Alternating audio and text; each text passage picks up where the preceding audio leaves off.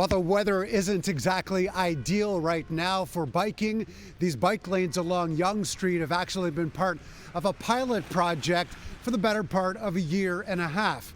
Now there are reports from City Hall recommending that they become permanent from Bloor all the way up to Davisville.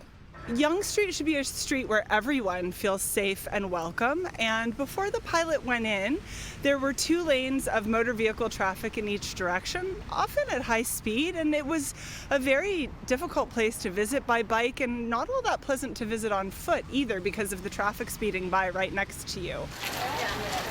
While Robin Richardson may be one of the few traversing bike lanes in the wake of a snowstorm, she's become one of many champions for the space to ride along Yonge. Through most of the year, the city says cycling has increased through Midtown Toronto up to 250% since the fall of 2021.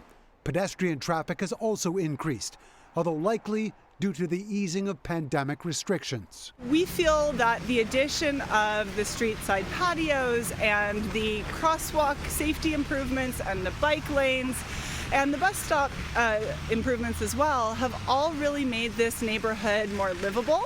Others in the neighborhoods along Yonge, however, have said an increase in traffic congestion has wreaked havoc along the main corridor. Travel times have increased by 69 seconds from Bloor to Davisville midday and 55 seconds southbound during the evening peak times. If you come any time during the morning and evening rush hour, it's gridlock. It's almost impossible to get through. So that's something we have to contend with. But what really bothers us the most is the risk of lack of emergency response. Those opposed have used lawn signs to express their concerns and have taken part in public consultations, but feel the plan was to always make them permanent, even though they believe there are alternatives for the bike lanes themselves. We're pro-bike lane, but put them in the right locations. Don't, express some common sense and don't jam them down the narrowest, busiest street in the city where you're going to have rampant development.